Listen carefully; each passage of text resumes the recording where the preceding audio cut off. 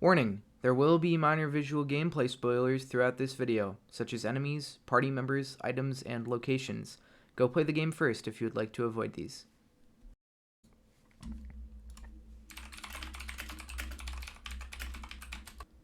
On July 17th, 2020, Super Mario RPG was released for the Nintendo Switch.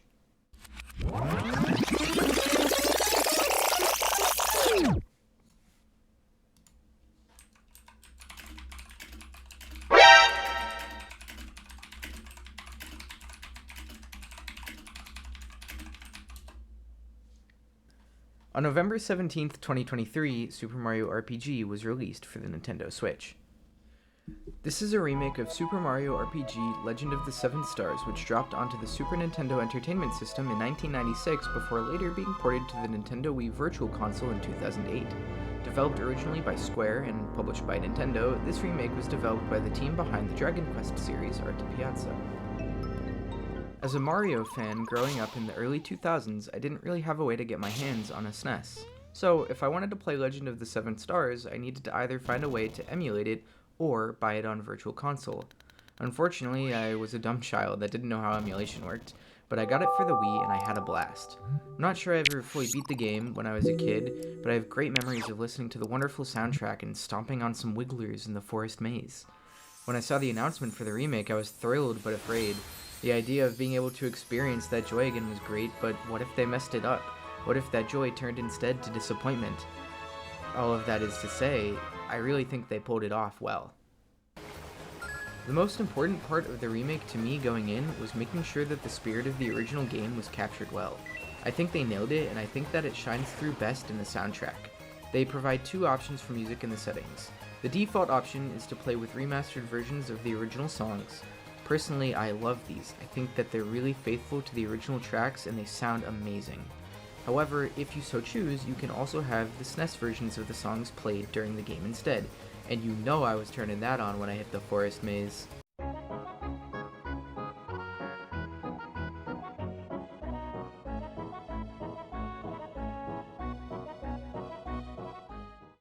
Another major area of improvement for the remake is, of course, the visuals. The Arte Piazza team did an amazing job taking the effects and animations of the original and porting them over to a higher fidelity. In no world did I expect that they would be able to capture the heart of the original animations in the way that they did. Like how Bowser's crying animation works just as well as it did in the original, despite the resolution being significantly higher. Almost all of the animations were nearly perfectly recreated. Never forget what they stole from us. If I am to review the game on its own merit though, I do have to say that I have some criticisms. I love all of the different locations. They have a lot of charm and variety to them. I just kinda wish that some of them lasted a little bit longer or maybe had a little more substance. Star Hill is the first area that comes to my mind when talking about this.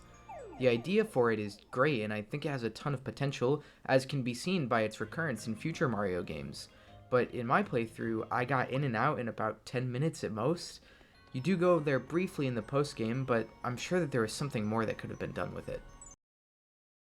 Also, this might be somewhat of a nitpick, and I know that it's a game for kids at the end of the day, but I also think that maybe a hard mode wouldn't be too much to ask for. I don't really understand why they wouldn't include this in the remake. The game's not particularly difficult if you know what you're doing, and seeing as one of the major demographics for the remake is adults who played the game as children, I think that they could have implemented some sort of challenge for us. I'm not really a fan of games that I feel are unnecessarily difficult or are just hard to be hard, but I do enjoy some challenge and I like dying occasionally to create some tension. That being said, I think that they really nailed it with the post-game bosses. There's a really strong variety here in how these fights need to be handled. Some of the bosses require more pre-planning to handle what they throw at you, others place more of an emphasis on your ability to time blocks and attacks well.